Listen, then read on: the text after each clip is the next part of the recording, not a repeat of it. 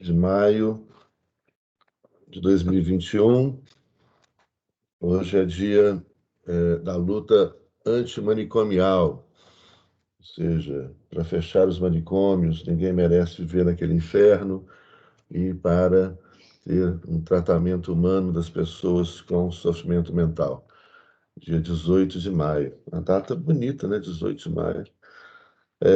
Nós vamos, então, dar continuidade, aliás, começar a discutir o novo constitucionalismo democrático latino-americano, o Estado plurinacional, que são as alternativas postas, né, que estão surgindo aí, que estão crescendo, né, pelo mundo afora, sobre as alternativas, né, à crise do Estado moderno, do sistema mundo colonial moderno, do constitucionalismo moderno.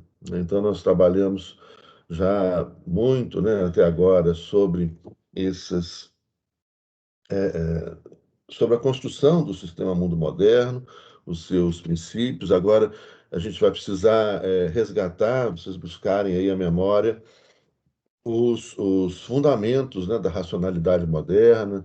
Lembra que a gente estudou lá no início aqueles fundamentos, trabalhamos lá a uniformização, a lógica binária subalterna, a linearidade histórica, esses que são os fundamentos da racionalidade moderna. Depois nós vimos a formação do Estado moderno, o Estado absolutista, e trabalhamos esses outros conceitos do Estado liberal, Estado social, Estado socialista, o nazifascismo, outros conceitos a respeito dos elementos do Estado, né? Soberania, território, poder organizado, o povo nacional, que nós discutimos bastante essa questão, né? Ficou tudo aí registrado também para vocês assistirem a hora que vocês quiserem, tá lá no meu canal do YouTube para vocês, além de todo o material que tem disponível, né? Que vocês sabem que está também disponível no blog, com gravações de aulas, né? Textos curtos, aulas mais longas, etc., com esses conceitos todos.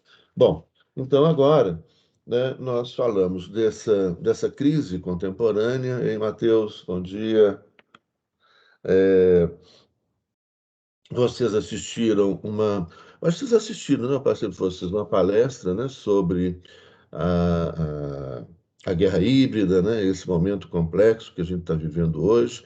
Importantíssimo vocês entenderem esse processo, né? E divulgarem isso que está acontecendo para as pessoas, o que que é o conceito de guerra híbrida, a guerra de afetos como um mecanismo extremamente sofisticado de guerra híbrida, hoje, né, sendo utilizada pelas grandes potências, né, para desestabilizar democracias, governos, né, como aconteceu no Brasil, né, nessa guerra híbrida contra o Brasil.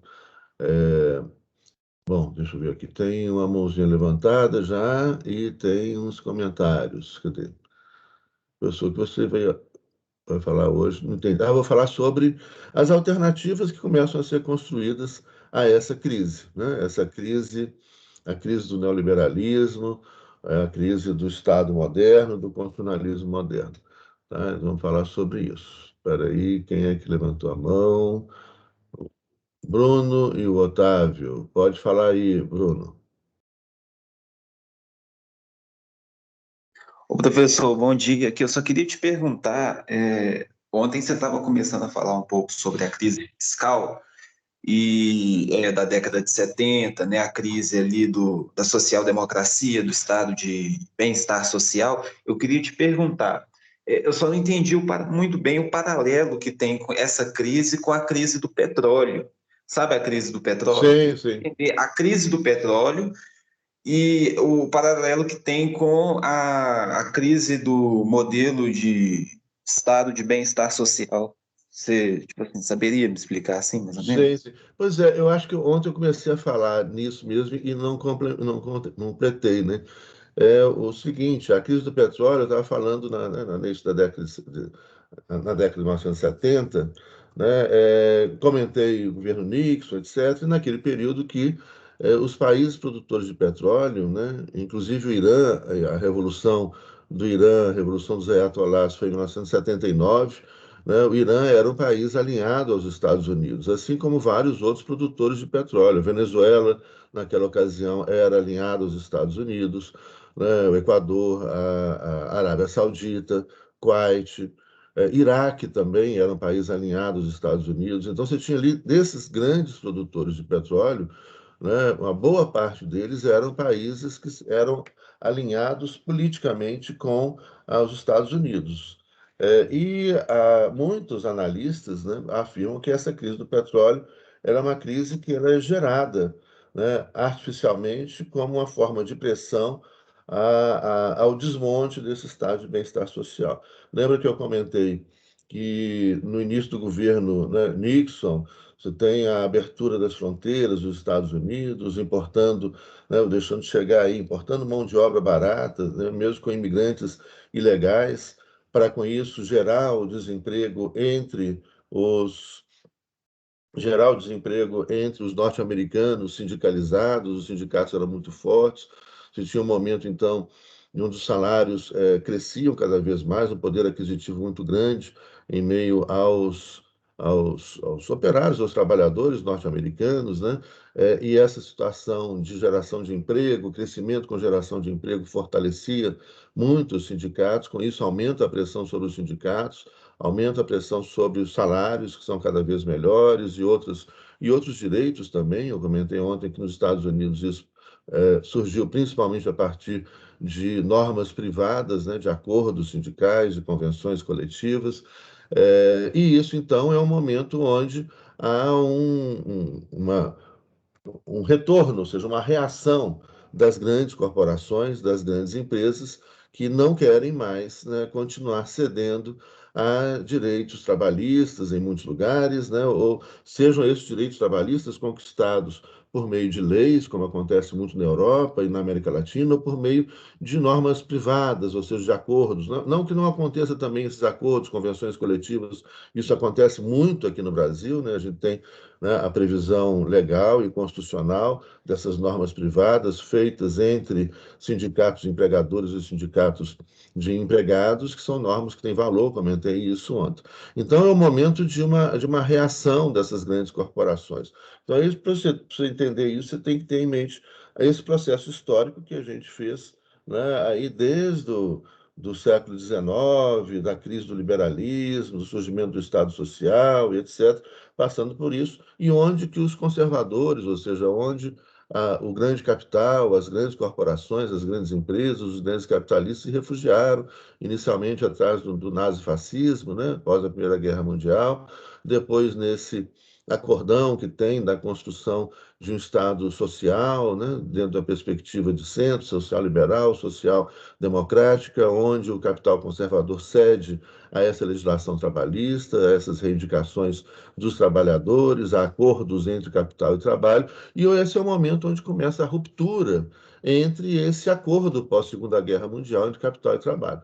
A pressão sobre o capital ela cresce muito, né? A pressão para diminuir, né, os lucros, para melhores salários, melhores condições de trabalho, cada vez, né, mais. E então eles reagem a isso. E uma forma de reagir a isso foi também a crise do petróleo. A crise do petróleo ela abala a estrutura econômica de funcionamento desse capitalismo social, fundada dentro daquela equação que nós falamos, nós demonstramos, né, onde você tem crescimento econômico, com crescimento econômico, aumento da arrecadação tributária, com aumento da arrecadação tributária, aumento dos investimentos em serviços sociais, em direitos sociais, saúde, educação, previdência, né, e outros direitos sociais que são ampliados, né, e com a crise do petróleo, né, você abala toda a estrutura econômica, começa a crise econômica, com isso, com a crise econômica, vem a diminuição da arrecadação de tributos, com a diminuição da arrecadação de tributos, né, começa o déficit público. E o déficit público, então, vira o grande pretexto, a grande desculpa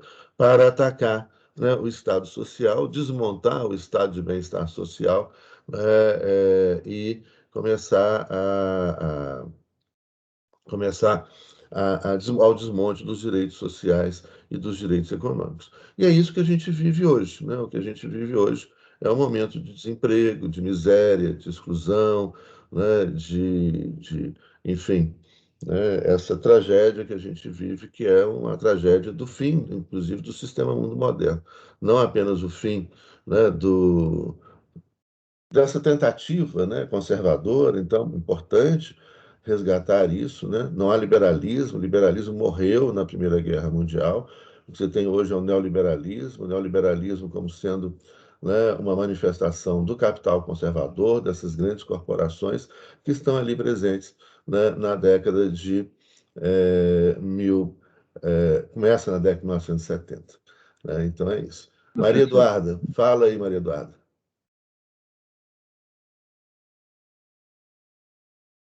Sim, você. Fala, vamos conversar. Sim, tem que falar. Não é só fazer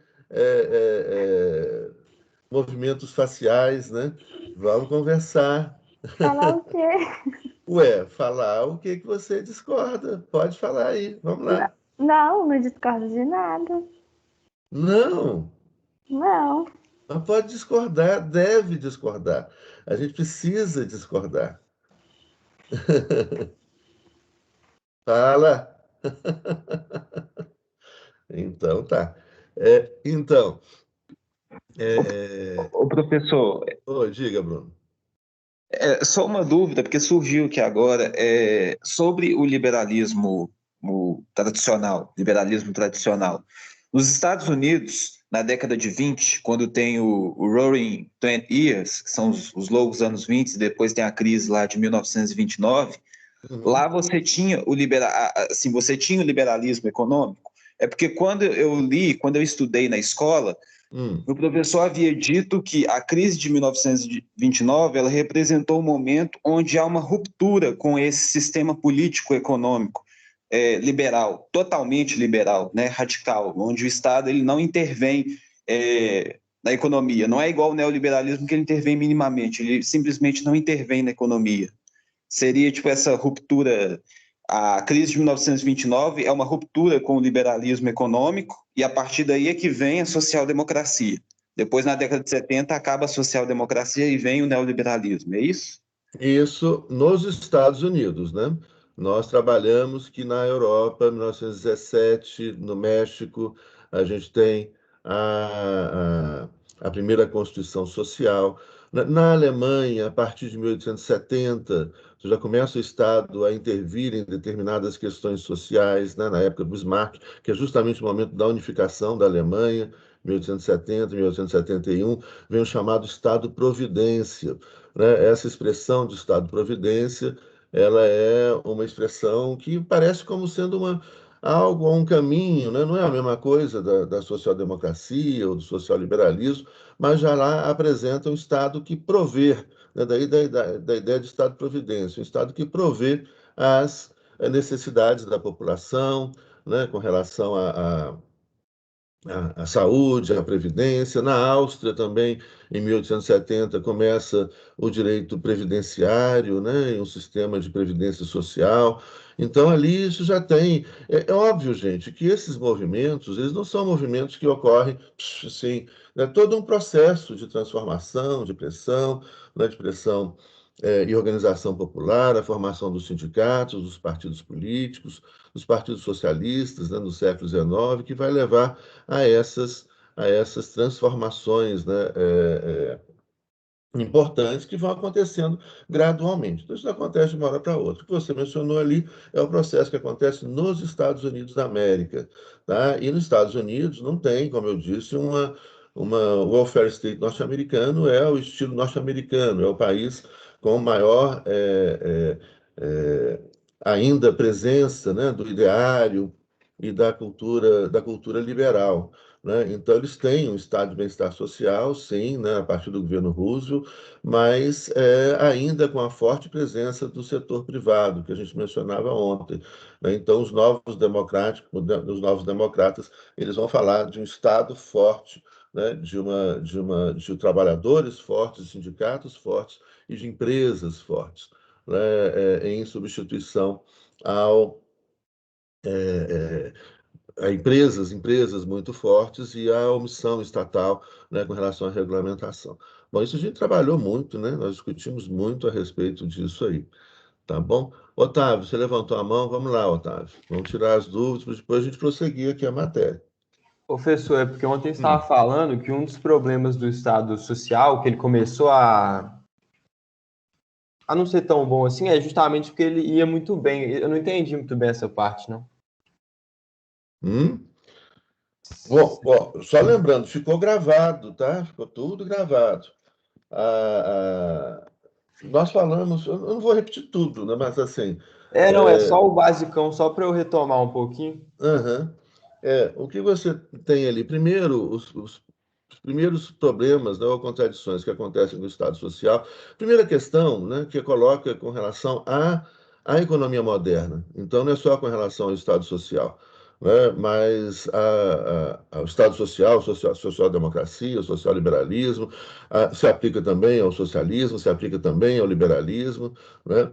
Tanto a economia capitalista como a economia socialista moderna são economias que partem do princípio, né, e numa crença que é não realizável de que é possível a gente ter um crescimento econômico contínuo, né?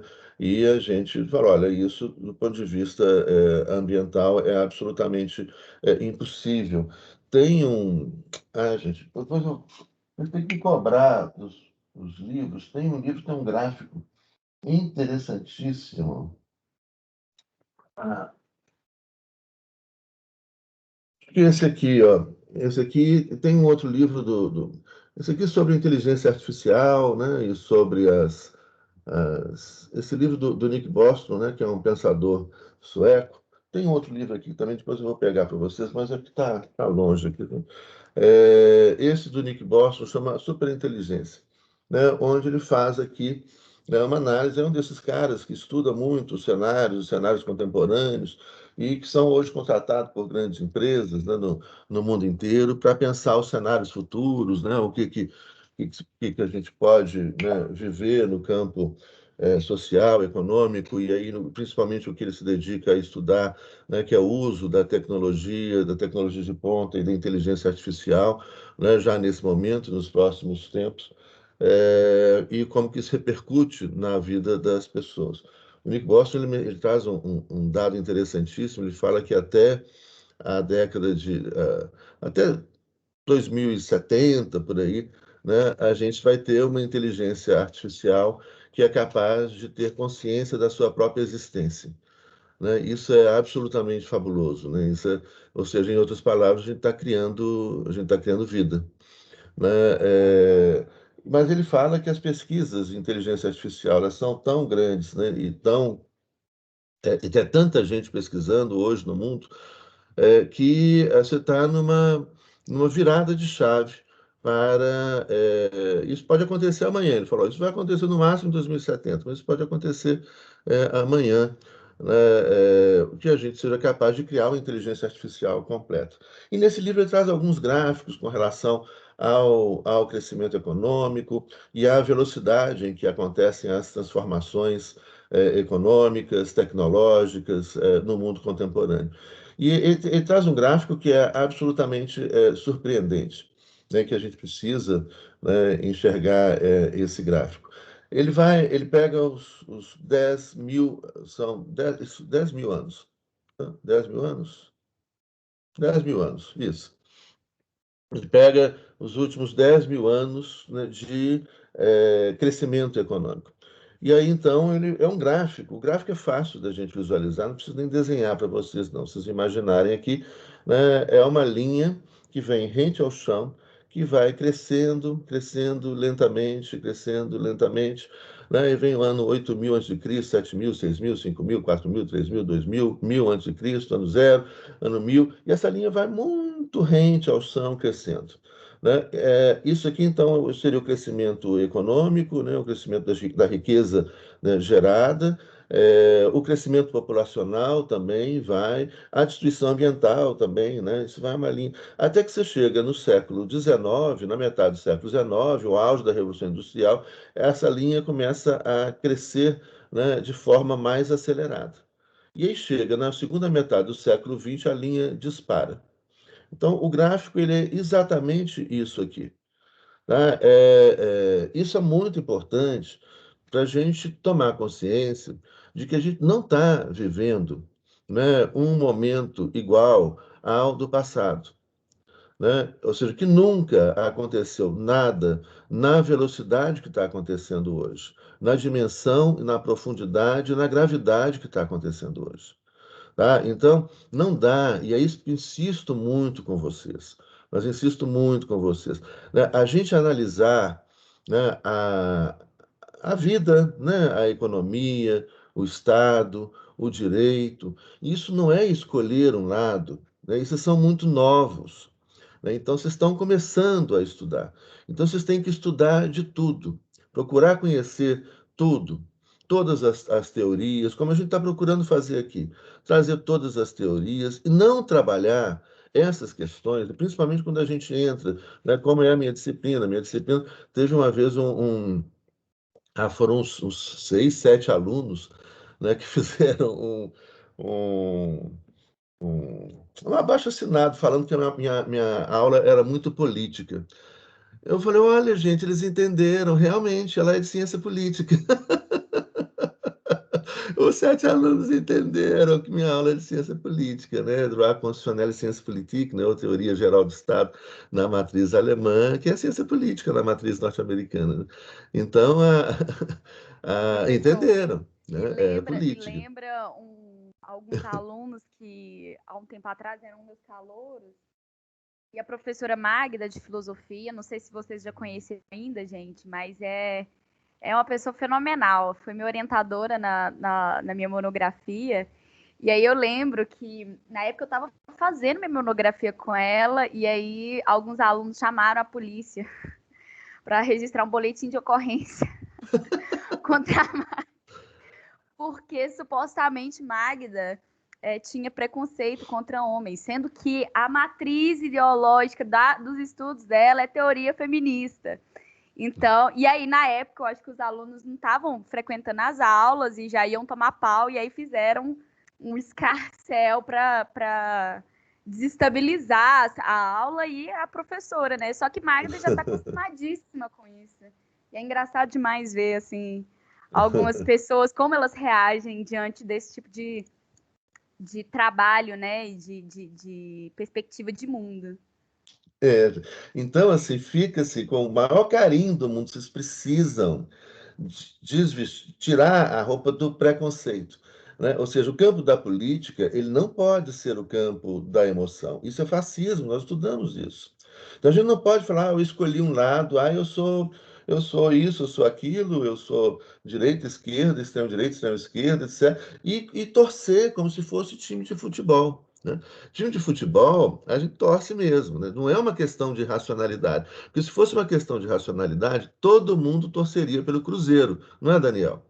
Mas como não é uma questão de racionalidade, né, é uma questão de emoção, tem algumas pessoas que torcem pelo Atlético, pelo América, né? Mas se fosse uma questão de raça. Agora, a política não pode ser uma questão emocional. Eu não posso escolher, e principalmente vocês, né, aos 18, 19 anos, vocês estão começando a estudar. Tem muita coisa para ler, tem muita coisa para conhecer, né? Então, não escolhe um lado como se fosse time de futebol. Estuda, estuda, estuda. E, principalmente, respeita o outro pensamento. Obviamente, tem pensamentos que a gente não respeita, né? Os fascistas, os nazistas, eles não podem ser respeitados. Então, isso aqui, a gente não pode respeitar a violência, a homofobia, o racismo, a intolerância. Isso não pode ser respeitado. Tem uns livros interessantes, tem uns que falam, né, sobre a intolerar a intolerância. Então, isso não é para ser respeitado, não. O fascismo, o nazismo é para ser eliminado, né? É para acabar, não pode ter, né? Você não pode ter violência, não pode ter quem defenda a violência. Agora, os outros pensamentos, a gente tem que ter respeito, né? De falar, olha, você acredita nisso, por quê? Aí você tem que argumentar, tem que saber argumentar. Né? Eu acredito nisso por causa disso, disso, disso. Eu acho que esse ponto aqui está errado por causa disso, disso, disso. E a gente vai discutindo e a gente vai construindo, né, o novo. Né? E é necessário, que eu falei ontem, né? Vocês têm a obrigação de construir o novo e desapegar, né, desses pensamentos do passado. Então, pelo amor de Deus, primeiro, né, estudem, tenham cabeça, abra a cabeça aberta, né, para conhecer né? Sejam intolerantes com a intolerância, sejam intolerantes com a violência, com o fascismo, né? Mas abram a cabeça, estudem, né? Estudem muito para poder escolher livremente. A gente só tem liberdade de consciência, né, se a gente estuda. E vocês estão começando ao caminho de vocês, né? Então, também é muito importante, né, respeitar as ideias, opiniões, né, e não reagir àquilo que a gente discorda com deboche, né? Mas tem que ter respeito. E principalmente respeito às pessoas que estudaram muito, muito mais, né, do que vocês. Vocês estão começando a estudar. Então, vocês estão começando a conhecer as coisas. Tem muita coisa para ler. E é muito interessante. E aí, uma outra coisa muito interessante que a gente vai descobrindo também. Eu tenho um grande amigo que ele fez recentemente a última tradução da Bíblia para a Igreja Católica. Ele foi um dos tradutores. Ele é um teólogo, ele já está com mais de 80 anos de idade, ele é alemão, mas radicado aqui no Brasil. Ele lê, é, ele lê ele lê hebraico, né? Ele lê aramaico, ele lê grego antigo, né?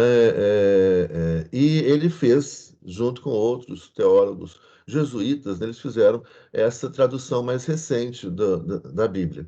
E ele ficou 12 anos mergulhado na biblioteca, né, lendo os textos no original, né, do hebraico, do aramaico, né, do grego antigo, fazendo essa tradução. E outro dia eu encontrei com ele lá na FAJ, na Faculdade Jesuíta, lá na, na Pampulha, que tem uma biblioteca magnífica, né, de livros antigos, né? Eu já tive acesso assim, a pegar assim, uma Bíblia que foi publicada na época que foi criada a imprensa, que né, um negócio desse tamanho, assim, pesadão, maravilhoso. As letras, aquelas que antes eram escritas, né, com letras rebuscadas. Você imagina quanto tempo, né, o cara passou estudando para isso, né? Então, é uma vida, né, de estudos. E assim, e uma coisa muito interessante, que quanto mais a gente estuda, a gente comentou isso, mais do mundo vai se revelando. E mais humilde a gente se torna, né? Isso é um aprendizado, né? A arrogância, ela encobre a ignorância, né? E quanto mais a pessoa estuda, quanto mais a pessoa estuda, quanto mais a pessoa estuda, mais humilde ela vai ficando. Por quê? Porque ela vai descobrindo que ela não sabe nada. Que quanto mais a gente estuda, mais tem para saber, mais tem para conhecer.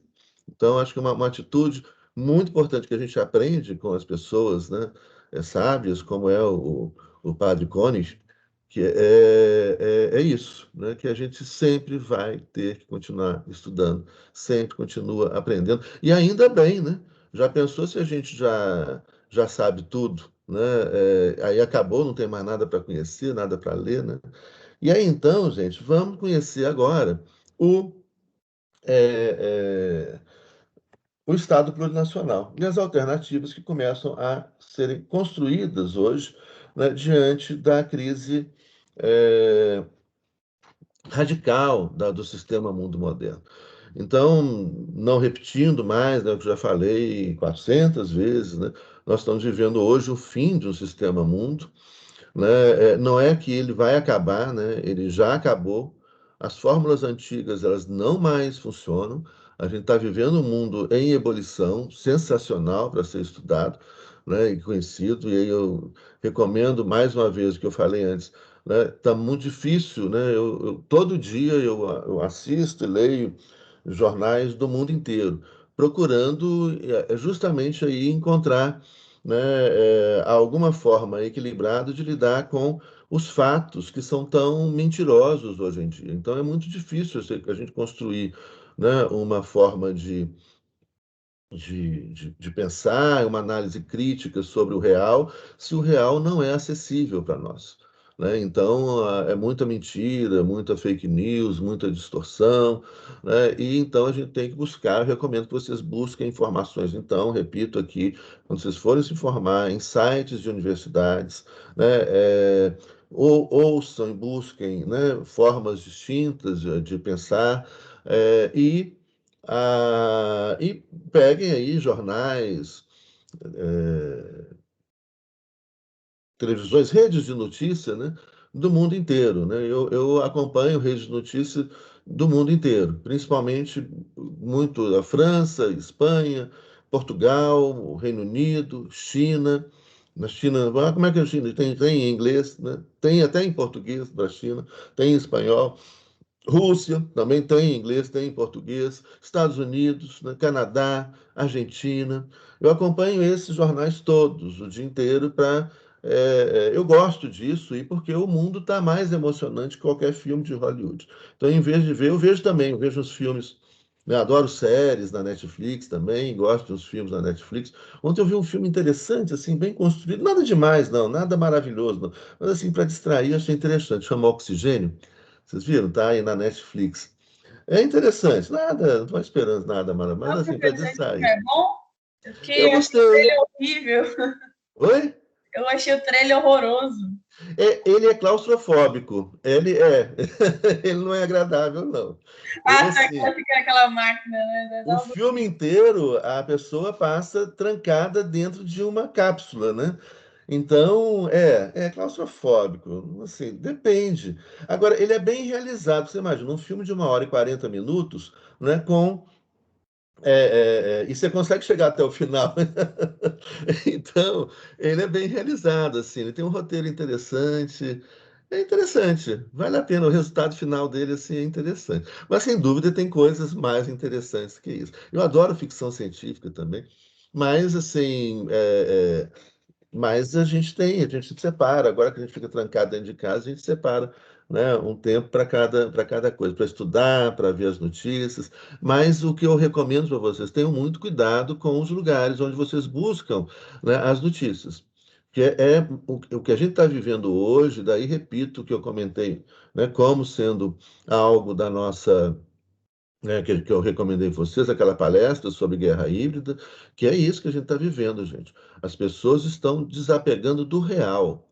E se a gente não compartilha o real, acabou a sociedade, né? Porque uma coisa é você compartilhar, você tem uma sociedade onde as pessoas compartilham a mesma base, né, do real, então a gente vai ter interpretações distintas sobre o real. Então você tem ali os dados, né, os números, os fatos que aconteceram, etc. Agora vamos interpretar esses fatos, como é que a gente interpreta, como é que a gente entende, como é que a gente soluciona esse problema, né, mas sobre uma base comum. O problema é que hoje não há mais essa base comum. Ou seja, a mentira é tanta que as pessoas não compartilham mais o real. Então é impossível o diálogo. É impossível o diálogo se a gente não parte de uma mesma realidade, né? Ou seja, de uma mesma possibilidade de interpretação do real. Aí não tem como, aí não tem como dialogar. Aí não tem como dialogar, né? Bom, o que acontece então de novo entre nós? Não tem muita coisa acontecendo de novo entre nós, né? Várias experiências pipocando pelo mundo afora. Tem algo fabuloso que eu recomendo que vocês acompanhem, que está acontecendo agora no Chile, né? Que é a nova Constituinte chilena. Então, vocês têm a oportunidade de acompanhar, né, a elaboração de uma nova Constituição no Chile. A Constituição atual do Chile é de 1980, que é da era do Pinochet, né, que foi um cara de uma crueldade extrema. E aí, então, é muito importante para quem não conheceu o Pinochet, né, e ainda acha que ele levou o Chile ao desenvolvimento econômico, com a experiência da Escola de Chicago, né, e os neoliberais ali. Vamos lembrar mais uma vez o que já disse para vocês, né, quando houve o golpe de Estado no Chile, em 11 de setembro, olha a data, que coincidência, 11 de setembro de 1973, né, foram cerca de 30 mil chilenos mortos pela ditadura. O 11 de setembro nos Estados Unidos foram 3 mil, né, mais de 3 mil norte-americanos mortos. No dia da, que- do golpe, né, do Pinochet ali no Chile, eles levaram jovens, né, mulheres da idade de vocês, né, para o estádio ali em Santiago, no Chile, onde eles torturavam esses jovens, homens e mulheres, mas as mulheres eles colocavam ratos vivos nas vaginas. Coisa que também, né, o golpe empresarial militar no Brasil fez aqui também, né? Então, não dá a vocês que não viveram isso, não dá para sentir saudade disso, nem dá para defender isso. pelo amor de Deus, né? Então, por isso que a gente precisa compartilhar os fatos. E aí você tem um monte de negacionistas que é o que acontece muito nas ditaduras, nos regimes totalitários, né? Eles reescrevem a história, mudam a história, negam a realidade, negam a vacina, negam que a Terra é redonda, né? Negam a miséria. São os negacionistas, que é o que tem de pior e que já era o que tem de pior para nós na nossa sociedade. Mas tem muita coisa acontecendo aí, muitas alternativas, né, começando a ser criadas. A primeira, eu acho, a primeira coisa que eu acho que vocês devem acompanhar é esse processo muito importante no Chile. É a primeira Constituição democrática do Chile, né? O Chile teve, antes dessa Constituição, 3 outras constituições que foram constituições feitas em impostas, ou seja, não houve um poder constituinte eleito pelo povo que debateu amplamente a Constituição, etc. Não, isso não aconteceu antes. Então, é a primeira vez isso no Chile, né? Essa Constituição, e ela tem algumas novidades importantíssimas. Ela era uma Constituição que ela tinha que ter, né, pelo menos 50% da presença das mulheres, né? E ela tem mais de 50% de presença feminina. Então, é uma Constituição que vai ser redigida na maioria de representantes mulheres, né? Essa Constituição tem hoje também a presença dos povos originários indígenas no Chile, né? São 17 membros originários. Você teve exemplo de outras constituições, são justamente essas constituições plurinacionais, né, que são constituições que vão trazer a presença dos povos originários que não participavam dessas democracias, que não eram considerados cidadãos, né, pelas constituições anteriores, né? Como acontece aqui no Brasil também ainda, né? Então, essas são constituições que nós vamos chamar, então, de constituições plurinacionais. Ora, dessa nova onda, então, de constituições que vão surgir no mundo, né, entre essas constituições, a gente tem duas constituições muito especiais. E agora vai ser a terceira, que é a Constituição do Chile, que está começando o processo de redação dessa Constituição. Né? A Constituição da Bolívia, de 2009, e a Constituição do Equador, de 2008. Antes dessa Constituição, uma outra Constituição também inovadora apareceu em 1999-2000, que foi a Constituição da Venezuela. Bom, vamos então começar a falar do que representa esse novo constitucionalismo democrático latino-americano. Hoje, como eu já disse para vocês lá atrás, e fica a recomendação para vocês, o novo constitucionalismo latino-americano, né, ele, até pouco tempo atrás, enfim, então nós estamos falando de uma Constituição plurinacional de 2008 no Equador e 2009, né, na Bolívia, então é muito recente, né? E há cerca de 11 anos atrás, eu estava no Equador e quando eu tive acesso ao primeiro livro sobre o Estado plurinacional equatoriano, né, que tinha sido formado um ano atrás. E aí eu comecei a pesquisar e comecei a encontrar alguns, né, teóricos do direito constitucional que estão trabalhando, né, essa Constituição plurinacional, que é uma absoluta novidade para o direito moderno e para as faculdades de direito. Né? Tanto que a primeira faculdade de direito, o primeiro programa de mestrado e doutorado do Brasil que trata de Estado plurinacional é a da PUC Minas, né? É o programa do qual eu faço parte, nível de mestrado e doutorado, e nós já temos aí já várias dissertações e teses de doutorado no campo do novo constitucionalismo democrático. Aqui na PUC Minas, né, que foi pioneira, mas hoje você tem pessoas estudando isso pelo Brasil afora, pelo Brasil inteiro e pelo mundo afora, né, chamando a atenção, né, do mundo inteiro. Mas isso começou, então, o estudo disso no Equador, depois Bolívia, depois foi se expandindo. E há cerca de 11 anos nós criamos também uma que chama uma rede para o constitucionalismo democrático latino-americano, né, que traz essas experiências democráticas recentes do novo constitucionalismo democrático latino-americano. Então, hoje nós somos, né, já centenas de teóricos, né, de pesquisadores, de constitucionalistas do mundo inteiro, né, inicialmente Isso começa ali no Equador, na Bolívia, depois vai chegar no Brasil, Argentina, Chile, Colômbia, Venezuela, América Central, Costa Rica, Estados Unidos, depois chega na África do Sul, Índia, né? E eu tive, há pouco tempo atrás, fazendo uma palestra em Belfast, na Queen's University, né, na Irlanda do Norte, né, no Reino Unido, e no Reino Unido mesmo você tem já pesquisadores que se interessam por isso, na Grécia, na Índia, né, que é, portanto, uma proposta nova, que é justamente isso que a gente está falando, gente. Esse velho acabou, né, e a gente precisa construir o novo. E a proposta nova, ela se vincula justamente a esse processo de desocultamento de tudo que foi ocultado nesses últimos 500 anos. Então, aí, para a gente entender o novo constitucionalismo, é fundamental que a gente resgate, né, que vocês tenham assistido às aulas e tenham entendido que a gente resgate aquela racionalidade moderna, aquela estrutura de pensar moderna. E lembra que eu falei ali, quando nós estudamos essa estrutura de pensar moderna, nós falamos, olha, a modernidade, a racionalidade moderna, né, ela é uniformizadora, padronizadora. Recordam disso? Importante. Se não estiver lembrando direito, assiste de novo para vocês entenderem o novo constitucionalismo. Então, agora nós estamos falando do que vem, né? Do que está sendo já construído como alternativa ao que morreu. Então, gente, presta muita atenção nisso, que é o direito que vocês vão encontrar quando vocês se formarem, né? Então, vamos prestar atenção nesses princípios que a gente vai trabalhar aqui, né? Que é fundado numa ideia essencial da contemporaneidade. Isso está já no mundo inteiro, que é a diversidade. Não se esqueçam dessa palavrinha. Um mundo diverso, um mundo vivendo em diversidade, substituindo aquele mundo uniforme, padronizado, né? E que, portanto, extremamente violento. Então,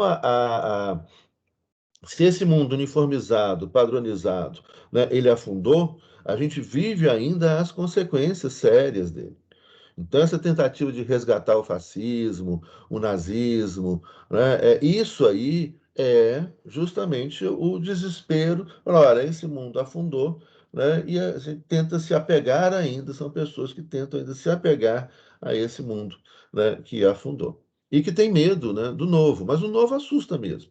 Né? O novo, eu já vou começar a falar do novo aqui, vocês vão ver que às vezes gera incompreensão, assusta, etc. Mas é o que vai se expandindo aí. Então, o que a gente tem, né, aí nesse primeiro?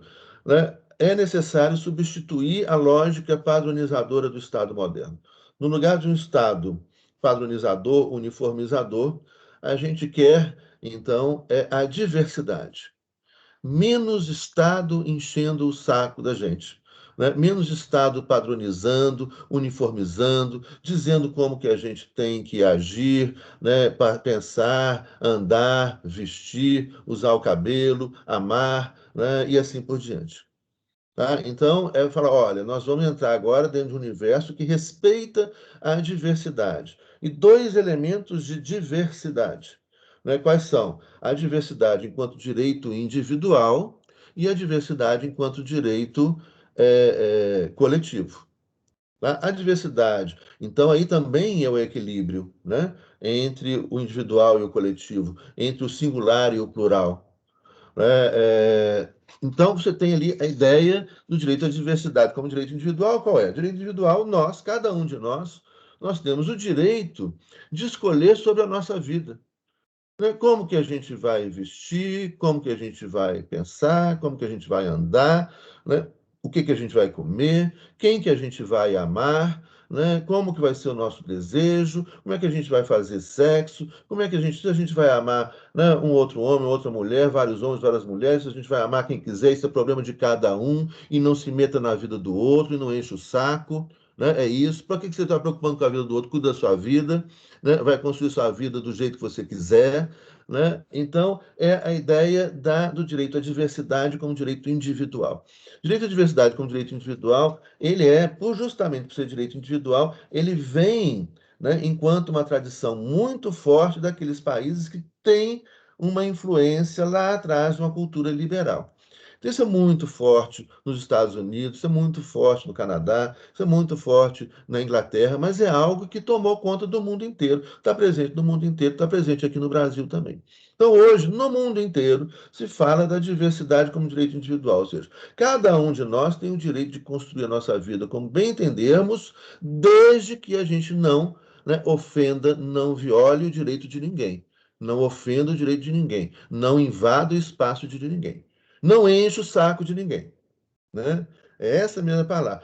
Para de encher o saco, gente. Cuida da sua vida. Ah, mas o fulano tá beijando. Não olha, cuida da sua vida, não enche o saco do outro, né? É isso. Então, o direito individual é o direito à diversidade. Cada um vai ser feliz do jeito que quiser, respeitando as outras pessoas. Então, aí um outro elemento fundamental que não há aqui, né? Não, não podemos. Então, repito isso. Não há nesse novo constitucionalismo democrático, horizontal, que cabe todo mundo, não cabe todo mundo. Não há lugar para o fascismo. Não há lugar para o nazismo. Não há lugar para a violência. Então, pode tudo, menos a violência.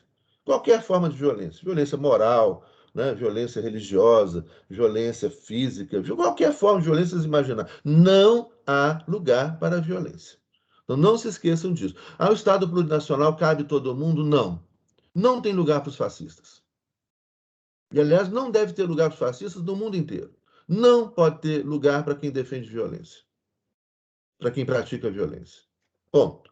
Bom, depois você tem o direito à diversidade como direito coletivo. Bom, aí então, né, veja bem, nós estamos deixando aquele paradigma uniformizador, padronizador do Estado moderno, que chegava e falava, agora todo mundo tem que falar um único idioma, todo mundo tem que ter a mesma religião, todo mundo tem que acreditar na mesma coisa, todo mundo tem que se vestir do mesmo jeito, usar o mesmo cabelo, todo mundo tem que ser, para ser cidadão, né, de tal nacionalidade, etc. Todo mundo tem que pensar do mesmo jeito e agir do mesmo jeito. Né? O que o Estado Nacional vai falar, não, não é mais assim. Né? Todo mundo pode também coletivamente viver do jeito que quiser, desde que respeite o outro.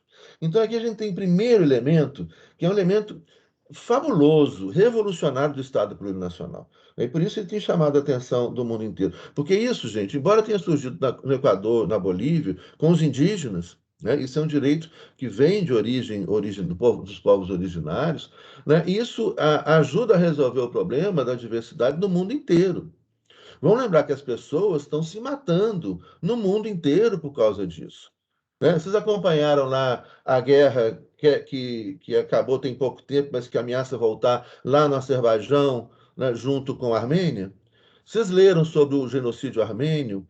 Né? Vocês estão vendo a guerra que envolve o povo curdo e como que o povo curdo é perseguido, né, no Iraque, como o povo armênio foi perseguido, né, na Turquia, como o povo curdo é perseguido hoje na Turquia, como o povo armênio ainda é perseguido na Turquia, porque eles falam outro idioma e têm outra cultura, né, na formação do Estado Nacional Turco. A guerra na Síria, onde estão brigando ali sírios, árabes, né, com judeus, com curdos, né, com iranianos, com norte-americanos, com russos. Né? O mundo está todo pegando fogo. Por isso que é importante. Está todo pegando fogo. Na Armênia, tá, na Ucrânia. Né? Isso está espalhado pelo mundo afora. Agora a guerra na faixa de Gaza, vocês estão acompanhando? Vocês viram a guerra na faixa de Gaza?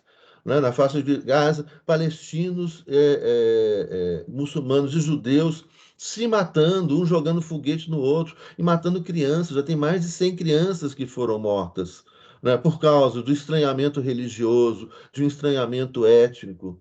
Né? Nas ruas de Tel Aviv, nas ruas das cidades de Israel, as pessoas estão se agredindo. As pessoas estão. É importante ver essas cenas. Está aí para ver isso aí. Né? É importante ver isso. Eles estão se matando, se agredindo, porque um é árabe e o outro é judeu.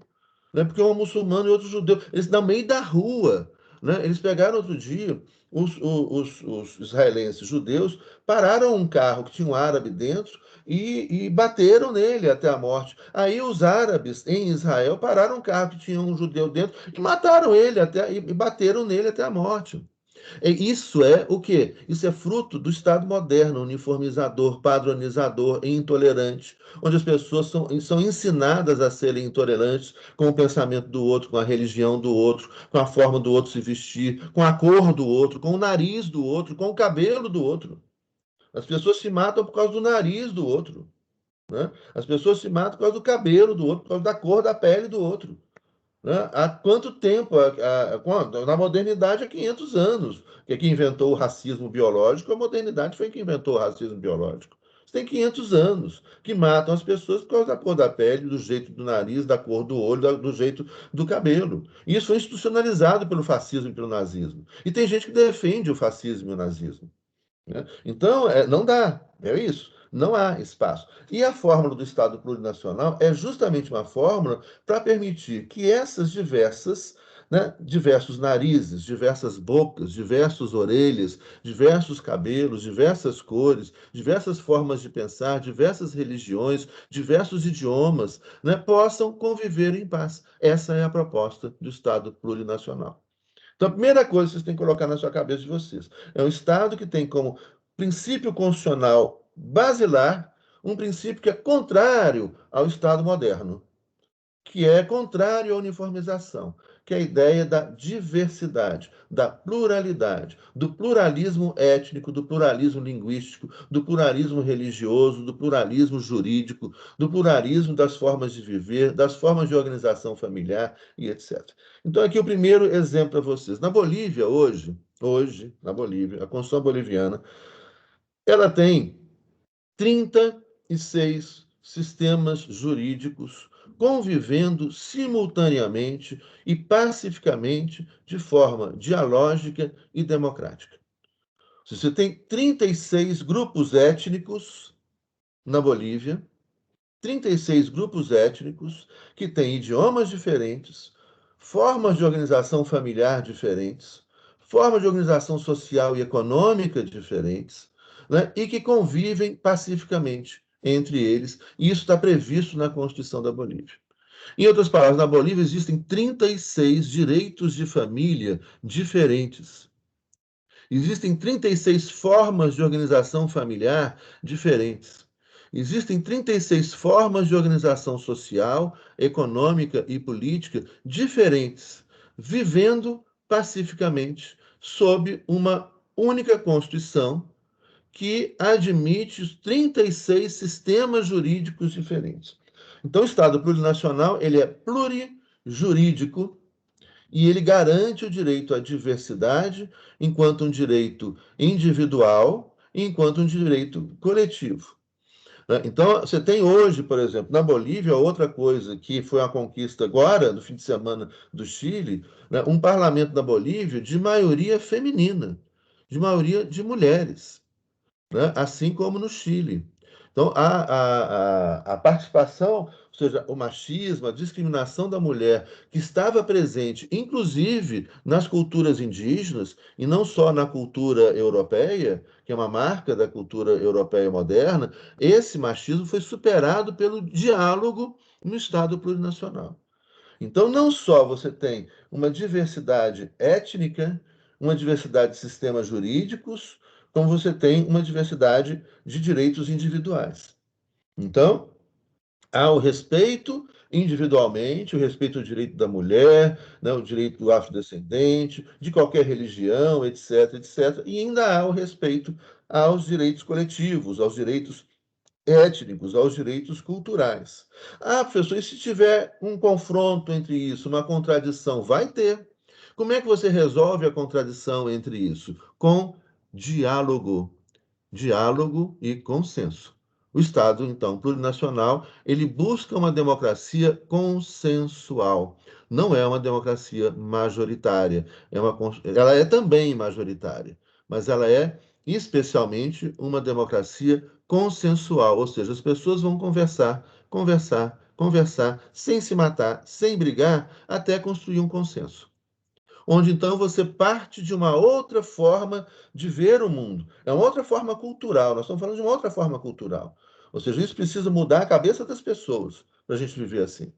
Onde então a gente vai né, para dialogar com outra pessoa, não querendo impor a sua forma de pensar a outra pessoa, não querendo que outra pessoa concorde com você, não querendo vencer a outra pessoa, não querendo vencer o argumento da outra pessoa, mas aberto a ouvir o outro está aberto a te ouvir.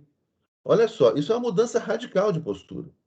É muito mais democrático, é muito mais democrático. Se você pegar o parlamento hoje, no Brasil, nos Estados Unidos, na França, o que acontece nesses parlamentos de democracias representativas de competição? Elas são democracias competitivas. Né? O que significa, então? Eu preciso vencer o outro, não é? Na nossa democracia representativa de competição, eu preciso vencer o argumento do outro. Então, eu vou para um embate no parlamento, né, eu, deputado X contra o deputado Y, né, de partidos opostos, eu vou tentando, né, impor e que o meu argumento saia vitorioso no parlamento contra o argumento do outro.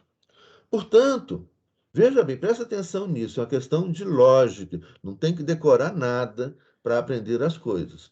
Né? Se a gente decora, a gente não aprende a discutir e a gente não. Então, você vai lá, você vai para debater com outro, né? Se você quer vencer o argumento do outro, o que vai acontecer? Você vai estar aberto a ceder, a aprender, a ouvir o argumento do seu adversário? Ou seja, uma pessoa que escolheu um lado, né? Escolheu um partido político, de direita ou de esquerda. E aí eu vou para debater com outro partido político adversário. Eu vou ouvir o outro? Eu vou dar chance a ser convencido pelo outro? É óbvio que não, gente. É óbvio que não. A direita nunca vai ouvir a esquerda nunca vai ouvir a direita. Porque é uma competição. É óbvio que não vai ouvir.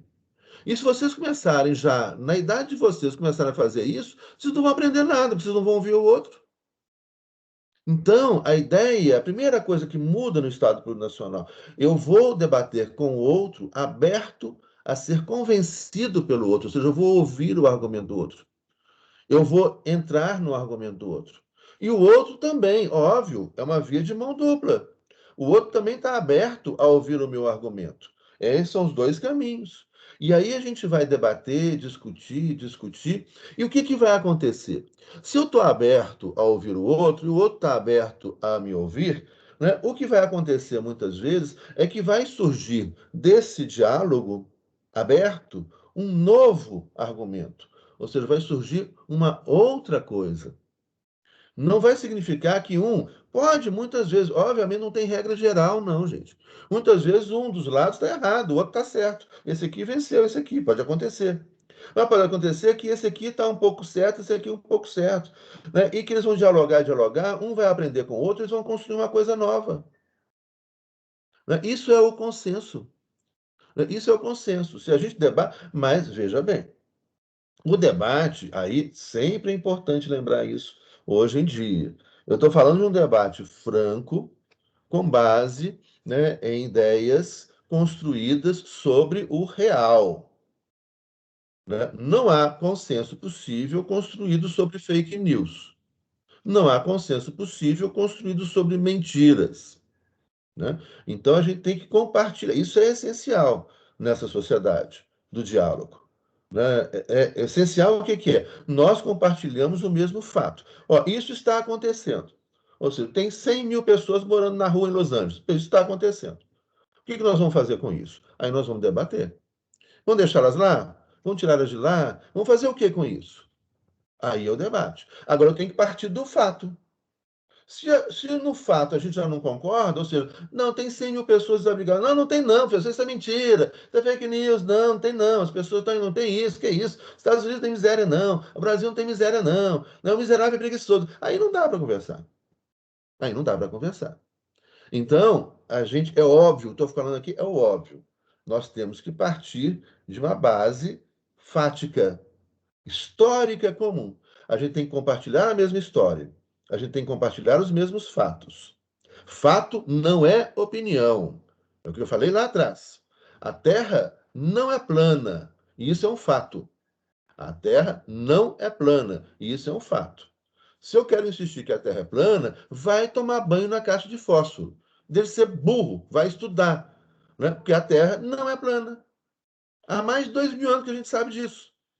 Então, é isso, a gente tem que compartilhar o fato. Qual é o fato? Olha, a Terra é redonda, ou arredondada, achatada nos polos, etc. Tem picos, tem sei o que. A gente está cansado de saber o que a Terra é. Agora, né, ela não é plana.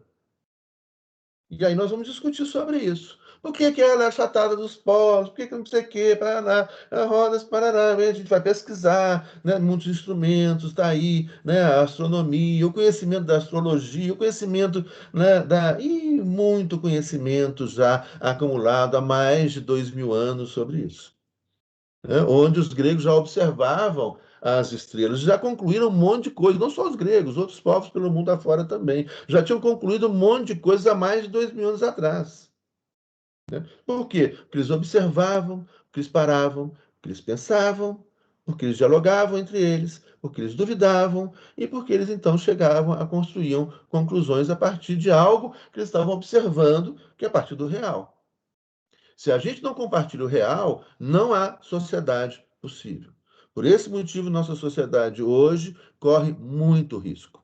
E não só a sociedade brasileira, a sociedade norte-americana e várias outras sociedades pelo mundo afora, vítimas de fake news, né, algoritmo, inteligência artificial, construção de mentiras, manipulação e geração do ódio.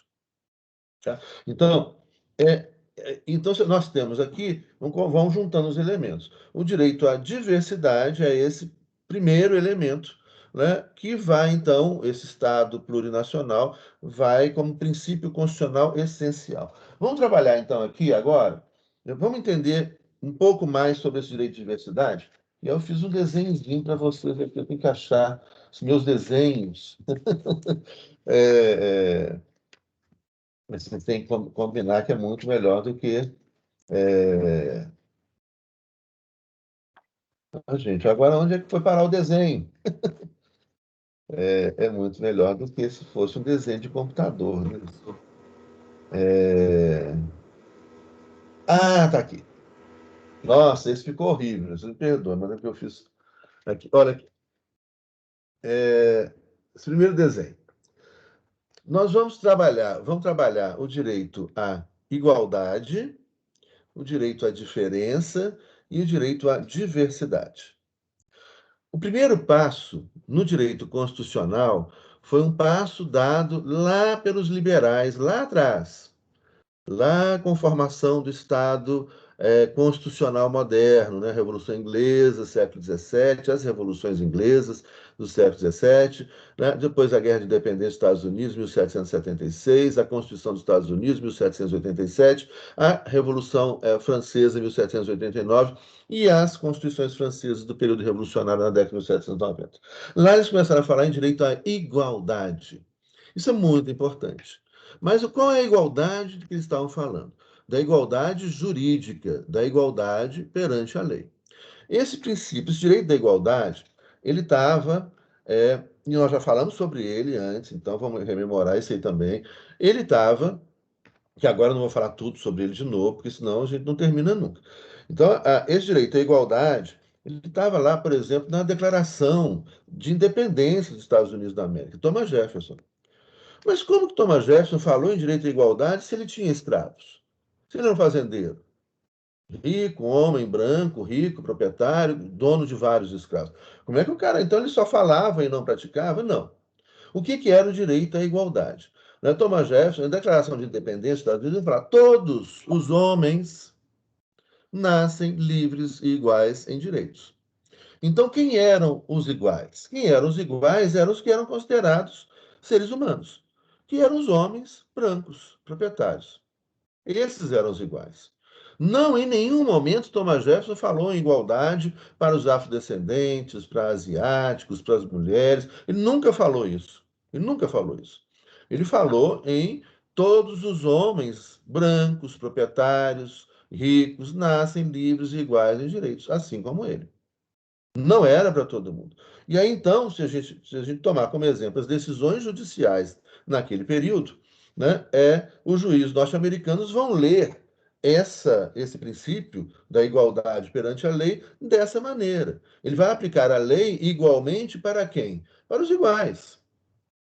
Então, nesse período todo, até a Guerra da Secessão dos Estados Unidos, na metade do século XIX, né, nesse período todo, os tribunais norte-americanos, juízes norte-americanos, como é que eles leiam, né, esse princípio constitucional da igualdade perante a lei? Eles viam dessa maneira. Todos os homens, mulheres não, todos os homens brancos, proprietários e ricos, que não for homem branco proprietário, não tem direito, não. E não há nenhuma dúvida sobre isso. O que eu estou falando aqui é fato. Por que é fato? Porque tem muita história, muito documento, muitas decisões judiciais escritas que vão confirmar isso aqui. Então, isso aqui, professor, tem opinião contrária. Não, não tem, não. Tem, não. Tem muitos, mas são milhares de documentos sobre isso. Né? Muita história escrita sobre esses fatos, né? que é o fato, que é a história norte-americana, escrita pelos historiadores norte-americanos, a partir dos documentos, né, os mais variados da história norte-americana. E, inclusive, depois do final do século XIX, já com registros fotográficos, né, no início do século XX, com registros de filmes, né, de toda a violência racial, de toda a violência contra a mulher e etc. Então, o que não falta é documento. Então, isso não é uma questão de opinião. Isso não é uma questão de opinião. Isso é fato. Agora nós vamos interpretar os fatos. Tá bom? Né? Então, porque se a gente não fizer isso, nós estamos perdidos. Né? Se a gente começar a negar tudo, aí é o negacionista, é hospício. Aí vai para o hospício. Né? Vai tomar banho na caixa de fósforo. Né? Esses estúpidos, desses negacionistas. Então, aqui, o que você tem aqui? Aqui está o princípio da igualdade. Eu vou explicar, então, já esse desenho, né, que vai ganhar um sentido depois que eu explicar para vocês. Vocês estão me ouvindo direito? Que eu estou botando aqui o microfone aqui. Então tá. Olha, o que seria esse círculo aqui? Esse círculo grande é o círculo de proteção constitucional. Tá? Esses pontinhos que estão aqui dentro do círculo são as pessoas protegidas pela Constituição. E esses círculos menores aqui do lado de fora, querendo entrar aqui dentro, são os grupos sociais que foram excluídos da proteção constitucional. Tá claro? Bom, então, proteção constitucional, esses pontinhos são quem? São os homens brancos, proprietários e ricos, que estão aqui dentro. Um monte de gente ficou fora da festa constitucional liberal no século XVIII, no século XIX, até a Primeira Guerra Mundial. Esses que ficaram de fora, quem foram? As mulheres estão lá. Né? Elas querem ter proteção constitucional, elas querem ter direitos individuais, liberdade de expressão, liberdade de locomoção, propriedade privada, liberdade de iniciativa, elas querem participar da vida econômica, mas não podem, elas ficaram de fora. Aqui estão os afrodescendentes. Eles ficaram de fora dessa festa também. E eles querem participar disso. Né? Eles querem lá também ter direitos individuais, liberais, querem ter liberdade de expressão, liberdade de locomoção, liberdade de iniciativa, participar da vida econômica, etc. Né? Então aí você vai colocando outro grupo que ficou de fora dessa festa, perseguido, né? Assassinados aos montes, etc. A população LGBTQI+. Né? Ficou de fora, né? Os indígenas, né? E aí, então, os asiáticos. Né? E foram, então, você tem os grupos que ficaram, muita gente ficou de fora dessa festa. Vamos pensar que no início só os homens brancos ficaram aqui dentro. Mas, gradualmente, isso aí é a história constitucional que vai, então, pegar a história constitucional do século XVIII até o século XXI. Nesse período, então, o constitucionalismo vai se espalhando para o resto do mundo, esses problemas vão se repetindo, né, por vezes de maneira diferente, cada um tem sua história, sua dinâmica própria, etc. Mas o que acontece é que essas pessoas aqui começam a se organizar para exigir fazer parte da proteção constitucional. Se essas pessoas não tivessem se organizado, elas não teriam esses direitos hoje. Né? Então, como é que essas pessoas... vamos pegar lá o primeiro grupo. As mulheres. Não fosse o movimento feminista, é muito interessante que tem mulher hoje contra o movimento feminista. Né? Você tem pobre a favor da reforma trabalhista, você tem, né, mulher a favor contra o movimento feminino. Então, esse é o hospício que a gente vive. Né? Então, essas mulheres vão se organizar. Se elas não se organizassem, elas não teriam direitos. Ali se organizam. Ah, vocês já viram aquele filme, The Handmaid's Tale? Aquela série? Ah, vale a pena. Saiu temporada nova agora, até quarta temporada. Assistam. É uma série de como estariam as mulheres hoje não fossem os movimentos feministas. Chama The Handmaids. O Conto da Aia, né, foi a tradução feita para o português. Né? O Conto da Aia está na Paramount. Mas vocês já podem acessar pela NetNow ou pela Amazon. Né? O Conto da Aia, The Handmaid's Tales. Ah, assistam, né? É muito boa, muito hard. Eu vi que tem umas perguntinhas aqui, eu já vou responder, tá, gente? Peraí. É o Bruno e a Manuela. Agora que eu vi aqui que tem uns. Já vou responder, já vou lá. Eu fico concentrado aqui, eu não vejo. Vai passar, estava no outro coisa. Então, vamos só terminar essa ideia aqui, que aí eu respondo as perguntas antes de terminar a aula.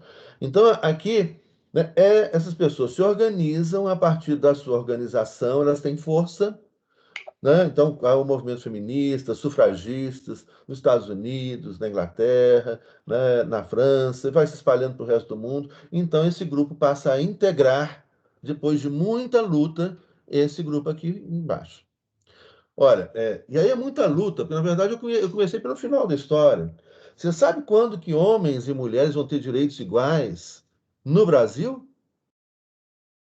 Chuta aí. Quando é que homens e mulheres vão ter direitos iguais na Constituição brasileira? Em 5 de outubro de 1988. Mesmo assim, até 2002, o Código Civil brasileiro ainda era aplicado pelos juízes brasileiros. 2002, gente. Aí isso já estavam nascendo. Em 2003, com o novo Código Civil, é que as mulheres passaram a não ser mais legalmente inferiores aos homens. Até 2002, no Brasil, as mulheres eram legalmente inferiores aos homens, embora a Constituição, em 88, dissesse que isso não poderia acontecer, isso ainda era aplicado pelos juízes, os juízes homens e brancos brasileiros. Né? E aí depois peguem uma fotografia, assim, outro dia eu vi uma fotografia do Tribunal de Justiça do Estado de São Paulo, os desembargadores. É assustador. Pega depois. Vê lá, quem são os embargadores do Tribunal de Justiça do Estado de São Paulo? Homens brancos. Tem um ou dois negros, umas duas ou três mulheres. Parou. O resto é tudo homem branco. Brasil 2021. Pega uma fotografia do Congresso norte-americano. Vai pegando. Se vocês pesquisarem, vocês vão encontrar. E aí são fatos. Que é a fotografia, né? E elas não são fotografias manipuladas, porque também eles manipulam as monografias, até a voz da pessoa. Está difícil a gente, né, encontrar o real com tanta tecnologia. Então, essas pessoas vão se. Nos Estados Unidos, a gente está falando aqui, você sabe quando que homens e mulheres vão ter direitos iguais? Em 1973, que é proposta uma emenda. E a emenda não é aprovada, não. É a Corte Suprema norte-americana que vai dizer que homens e mulheres têm direitos iguais. Você sabe quando que o movimento negro, né, ele também vai se organizar, e a partir do momento que os negros se organizam e lutam contra a exclusão, a violência, o racismo, a escravidão, é que eles vão passar a fazer parte do sistema. E sabe quando é que eles começam a fazer parte do sistema? Né? Direitos iguais entre homens brancos e negros é quando tem a luta, né, dos Panteras Negras, do Martin Luther King, do Malcolm X, né, onde, então, em 1964, há uma emenda à Constituição. Mesmo assim, vocês acham que direitos, homens brancos e negros têm direitos iguais hoje nos Estados Unidos? Não tem, não. Não tem, não. Ainda há escravidão no Sul, ou seja, pessoas que trabalham por moradia e comida só, no sul dos Estados Unidos, nas fazendas do Sul, nas antigas fazendas, não, fazendas de algodão, né, do Sul, lá, dos racistas. Né? Até hoje, 1/3 da população negra dos Estados Unidos não vota. A chance de um negro ser preso, de uma criança negra que está nascendo hoje nos Estados Unidos ser preso na vida, é de 33%. 33% da população negra norte-americana já passou pela cadeia. 33%. E isso, gente, é fato. Isso é fato. Ah, professor, minha opinião, sua opinião, coisa nenhuma. Não é questão de opinião, é fato. É fato. Os caras estão lá na cadeia agora. Os caras estão sofrendo discriminação agora. 33% da população norte-americana não vota agora. E você sabe por que não vota? Porque foi preso. E quem é preso nunca mais vota. E que foi uma forma que eles descobriram para fazer com que o negro não votasse. Vocês lembram agora a eleição, né? Onde foi que perdeu, onde que o Trump, né, perdeu lá na Geórgia, lá no finalzinho, na capital, Atlanta, né, com o voto negro. Com o voto negro. Eles vão deixar o negro votar para tirar o poder dos homens brancos, proprietários e ricos, que estão no poder até hoje? Não vão deixar. Então, justamente porque essas pessoas se organizaram e lutaram, é que elas passaram a fazer parte da proteção constitucional, mesmo assim, mais ou menos. Né? A polícia norte-americana mata preferencialmente quem? Não é? Pois é. Né? Então, é direitos iguais? É? Não, gente, porque é fato. É fato. Não é opinião. A minha opinião é de que não tem mais tanto racismo no Brasil. A minha opinião é que não tem mais racismo nos Estados Unidos. Vai tomar banho na caixa de fósforo. Vai estudar, vai se ligar no mundo. Acorda. Não, tá muito irritante, gente. Eu falei, eu vou para a Bahia, vou lá, aquela terra linda. Vou lá, ficar olhando para o mar e deixar o mundo acabar. Mas não vou, não. Eu vou lutar até o final pelo que eu acredito, que são os direitos humanos, né? Então, aqui, esses grupos foram entrando. Isso aqui é a igualdade. Mas o que que acontece? Então, presta atenção nisso aqui para a gente diferenciar do outro. À medida que esses grupos se organizam, eles passam, então, eles lutam, têm força, passam a integrar o sistema, e à medida que eles entram aqui, então, esses grupos se diluem enquanto indivíduos portadores de direitos individuais. Tá certo? Então, eles entram aqui dentro. Alguns grupos preferem não entrar ali dentro. Ou seja, alguns grupos querem continuar vivendo do jeito que eles estão, que são principalmente os grupos originários indígenas.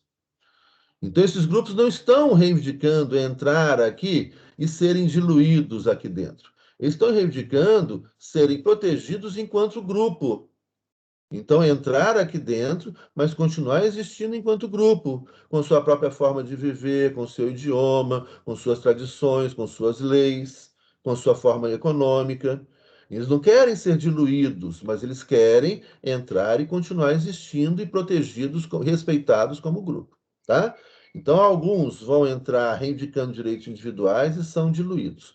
Esses grupos que querem entrar, serem respeitados, mas não querem se diluir, ou seja, não querem, né, desaparecer enquanto um grupo com sua etnia, com sua tradição, etc., eles não são aceitos, né, de forma nenhuma pelo Estado liberal. Eles são rejeitados até recentemente pelo Estado moderno. Por quê?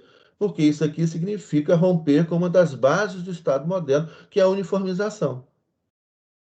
Então, enquanto você quer entrar aqui, mas você vai, né, virar mais um cidadão com direitos individuais, etc., vivendo igual todo mundo, etc., aí você começa a ser aceito. Mas se você quer viver... Então, por exemplo, a população afrodescendente nos Estados Unidos, os negros norte-americanos, né, a diáspora negra para os Estados Unidos. Né, enquanto a reivindicação são esses negros entrarem e participarem do sistema, né, constitucional liberal norte-americano como um indivíduo a mais, né, isso então começa a ser aceito, mas mesmo assim começa a ser aceito só, é o que eu disse, gente, só a partir de 1964. Mas agora, se esses afrodescendentes querem viver de acordo com seus costumes, tradições, como por exemplo as populações quilombolas aqui no Brasil, querem viver com seus costumes, tradições, aí não pode de jeito nenhum, e não pode até hoje. Não pode de jeito nenhum. Porque isso seria uma ameaça a uniformidade, a ideia do que é ser um cidadão norte-americano, um indivíduo norte-americano, dentro da tradição liberal. Entenderam? Bom, qualquer dúvida a gente pode perguntar. Então, aí a gente vem o segundo momento dessa história. Deixa eu só responder aqui para o Bruno, né, rapidamente. Bruno, sobre o Estado Plurinacional Bolívia foi criado pelo ex-presidente de esquerda, Evo Morales, ou ele já existia antes? Só de curiosidade. Não, primeiro, o Evo Morales, ele lidera um movimento indígena, ele é uma liderança indígena, mas é uma liderança sindical também. Não foi criado por ele. O Estado Plurinacional foi criado pela população boliviana. Isso aqui é uma coisa mais linda que tem no Estado Plurinacional. Ele é um movimento de baixo para cima, não um movimento de cima para baixo. Né? Tanto que eles entraram em conflito, né, com o Evo Morales e entraram, inclusive, agora com o Evo Morales. Né? Não querem o Evo Morales de volta, não. Né? Eles querem. O Evo Morales, ele foi uma liderança indígena muito importante, uma liderança também sindical muito importante. Essa liderança abriu, ou seja, qual que foi o papel importante para o Evo Morales na Bolívia? Ele, quando chega ao poder com o apoio dos indígenas, ele também indígena, que ele tem a sensibilidade de abrir, então, o Estado, a sociedade boliviana, para a diversidade indígena. Né? Isso, com a liderança dele, ele convoca uma Assembleia Nacional Constituinte. Mas essa Assembleia não foi também o Evo Morales que decidiu, não. O povo boliviano foi para as ruas e não saiu das ruas enquanto não conquistou a Assembleia Nacional Constituinte, igualzinho aconteceu no Chile agora. Então também não foi o Evo Morales. Não é uma liderança personalista, a Bolívia não é uma ditadura. A Bolívia só foi ditadura o ano passado, quando teve um golpe contra o Evo Morales, que foi reeleito. Né? A gente já sabe hoje, com fatos. A gente sabe já os fatos, inclusive confessados pelo cara da Tesla, esse babaca desse bilionário, que patrocinou o golpe do Estado, né, na Bolívia, né, para derrubar, para evitar que o Evo Morales fosse reeleito. Então, a população indígena chega na Bolívia a cerca de 80% da população se autodeclara indígena, o que é óbvio, né, que a partir do momento que os indígenas se organizassem, eles iam chegar ao poder. Iam chegar ao poder e iam ficar no poder. Agora, o mais interessante dos indígenas, né, no poder é que eles não perseguiram os brancos, né, que são minoria na Bolívia. Então, a maioria é mestiça, tem pouco branco. Né? No México também, 88% da população mexicana é mestiça. Né? Você tem aí 8, 9% de branco. Né? Na Bolívia também, é mestiço ou indígena. Então, eles não perseguiram os brancos. Eles reconhecem o direito dos brancos, reconhecem o direito de origem espanhola, europeia, etc, etc. Só que agora eles chegaram a falar, mas agora nosso direito tem que caber aqui também. Né? Então, o Evo Morales, ele é uma liderança que abriu o espaço para a democracia, né, e abriu o espaço para o movimento indígena. Mas a construção do Estado Plurinacional ela é feita a partir da resistência indígena durante esses 500 anos. Durante esses 500 anos. Né? Samela, mais à frente da graduação, os colegas terão aula da disciplina lógica jurídica. Os fundamentos estudados é a necessidade de construção do argumento do outro, para inclusive a crítica e o possível descarte da tese oposta, caso ela tenha falhas. Exatamente, Sandra, ótima intervenção. Né? A gente só vai, né, descobrir, né, qualquer coisa em relação ao nosso argumento, ouvindo o argumento do outro. E a gente vai, inclusive, avançar e evoluir e aprender ouvindo o argumento do outro. E é isso que a gente faz na academia o tempo todo, que eu falei na primeira aula para vocês. Né? O tempo todo a gente ouve as críticas dos nossos colegas. Né? O tempo todo a gente está dialogando com os nossos colegas e com os alunos, e ouvindo as críticas dos alunos. Né? Os alunos têm ideias muito, muito interessantes, vocês são muito criativos. Né? Se vocês desapegam do passado. A gente aprende com vocês, a gente aprende com todo mundo, mas para isso a gente tem que estar com o ouvido aberto para ouvir o argumento do outro. Bom, continuando então aqui, qual que é o segundo passo? O segundo passo, isso já vai ser mais final do século XX. Então, olha como é que as coisas custam para acontecer. Já vai ser mais no final do século XX. É esse desenhozinho aqui, olha só. Aqui, então, já entrou lá os direitos individuais. Agora é o momento onde esses grupos, né, indígenas, quilombolas, os grupos étnicos diversos que ficaram do lado de fora. Você pegar, por exemplo, na formação do Estado turco, né? A Turquia surge enquanto Estado nacional no início do século XX, na segunda década, com Ataturk, né? Dos anos 1920. E ali, então, eles fizeram aquele mesmo processo que a Espanha fez lá atrás. Eles vão criar a identidade nacional turca. O que é ser turco? E aí, então, eles começaram a perseguir os outros grupos étnicos, os armênios, os curdos, e começaram a perseguir, como os espanhóis também fizeram, com muita violência, né? Matando, guerra e etc. E falando, agora todo mundo vai ter que falar turco, agora o Ataturk, inclusive, os turcos, que não são árabes, os turcos não são persas, né? Então é importante, né? Muita gente faz essa confusão aqui no Brasil, né? Chama tudo de árabe, não. Os iraquianos, os árabes, a Arábia Saudita, né? O norte da África, você tem povos árabes, além de outros povos ali, berberes, etc. O Líbano é árabe, né? O Irã é persa. Os persas não falam árabe. A, a coincidência que há com o povo árabe é que os persas, né, usam o alfabeto árabe para escrever o idioma persa, que não é árabe. O árabe é um idioma, o persa é outro idioma, o turco é um outro idioma. E os turcos usavam o alfabeto árabe, né, até a década de 1920. Embora falam turco, não falam árabe, né? Árabe é uma coisa, turco é outra coisa, persa é outra coisa, berbere é outra coisa, são várias etnias diferentes, né? Então, e aí, com o Ataturk, o Ataturk, essa liderança, ele queria se aproximar do Ocidente, né, da Europa, né, parte da Turquia, uma parte pequena da Turquia, mas onde está Istambul, está na Europa, e a parte maior da Turquia, onde está Ankara, está na Ásia. Então, o Ataturk quer aproximar a Turquia da Europa, e com isso passa a adotar o alfabeto que a gente adota, né, de origem grega, mas inclusive, tem coisa muito interessante, mas eu não vou ficar falando isso, não, né? Que a gente usa, por exemplo, a gente usa números árabes, né? Para fazer matemática, né? Os árabes eram muito mais avançados na matemática. Se a gente imagina, tenta fazer uma conta de divisão com algarismo romano, para ver se vocês vão chegar algum dia numa conclusão. Vai, senta lá e faz, né? Ou multiplicação com algarismo romano, não faz, né? O árabe não tinha zero no algarismo romano, imagina. Tinha zero. Aí, quando você começa a utilizar a matemática, que os árabes, né, são muito mais avançados, a arquitetura árabe é muito mais avançada, a poesia, a filosofia árabe, a filosofia começou com o mundo árabe, gente. Começou na África, Egito, né? Ali estava, né, o surgimento de tudo. Então, é muito interessante a gente estudar. Porque a gente vai estudando, a gente vai deixando de lado os preconceitos, né? Aqueles preconceitos, assim, que vem, o preconceito vem da ignorância, né?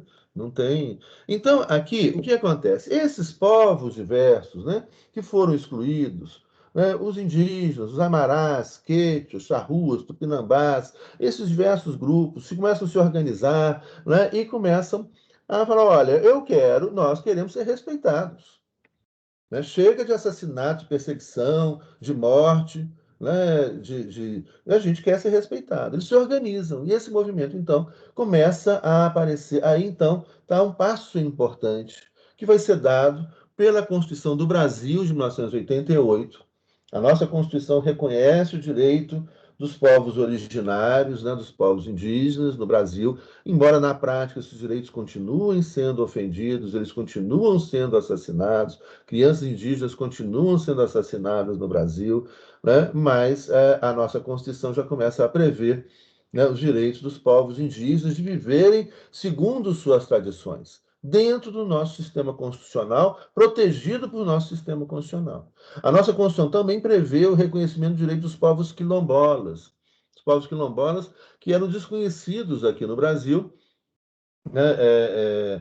Eu desconhecia os povos quilombolas. Com 20 anos de idade, eu nunca tinha ouvido falar em quilombo. Belo Horizonte tem 3 quilombos urbanos, eu nunca tinha ouvido falar, né? Depois comecei a estudar, então comecei os povos quilombolas, né, que são povos, hoje são mais de 2 milhões de povos, são mais de 2 milhões de quilombolas no Brasil, né? Aqui em Minas Gerais a gente tem centenas de quilombos, inclusive quilombos urbanos em Belo Horizonte e quilombos rurais em vários espaços, né? Que estão espalhados, que são o quê? São comunidades de afrodescendentes que mantêm a sua cultura, mantém a sua religiosidade, mantém os seus valores, a sua forma de viver. Muitas mantêm um pouco do idioma, né? Lembrando que isso aí já tem mais de 400 anos, né? Muitos. Tem um queridíssimo amigo e professor, né, universitário, ele foi me orientando com muita honra para mim, né, ele foi me orientando no doutorado, né, que é o padre Kiwong Bizau.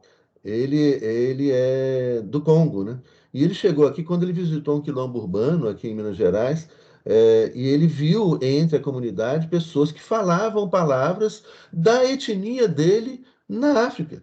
Ele chorou, falou: olha, gente, os caras preservam, né? Preservam a cultura, preservam. E aí a nossa Constituição passa a reconhecer, né? Não, vocês têm o direito de manter sua cultura, vocês não vão ser mais, não vão mais encher o saco de vocês, né? Não vão mais perseguir vocês, não vão mais tirar vocês da sua terra, vocês vão ser protegidos pela Constituição. Então a nossa Constituição começa a incorporar esses grupos étnicos, essas outras formas de viver, de ser, né, de outros valores, outras religiosidades importantes, né, que vão ser protegidos agora dentro do nosso sistema constitucional. Então, a nossa Constituição começa a incorporar aí, né, esse direito à diferença, que outras constituições começam a fazer, né? Um outro passo importante, né, dessas constituições, a Constituição da Colômbia, de 1991. Lembrem-se, e aí mais uma coisa importante que a gente já falou, é que, né, a existência de uma Constituição, né, avançada, com direitos, né, incorporando direitos mais distintos, etc., do ponto de vista teórico, do texto positivo, uma Constituição avançada, não quer dizer que a realidade corresponda a isso, né? Então, nós temos hoje um país com muitas violações, como é o caso da Colômbia também. A Colômbia tem muita violação. Portanto, ela tem uma Constituição muito boa, que reconhece o direito desses povos, né? E, inclusive, a Colômbia tem algo, né, que muito à frente do Brasil, que é a Corte Constitucional Colombiana. A Corte Constitucional Colombiana reconhece os direitos dos povos originários, reconhece o direito dos povos indígenas, né, dos povos afrodescendentes, né? É o caso que o Brasil também começou a reconhecer com algumas decisões do Supremo Tribunal Federal aqui, né, os direitos dos povos originários, mas ainda muito tímido no Brasil. E na Colômbia, muito avançado, né? Embora seja um país com um monte de problemas. Então, obviamente, a gente não vai conhecer o país pela Constituição, né?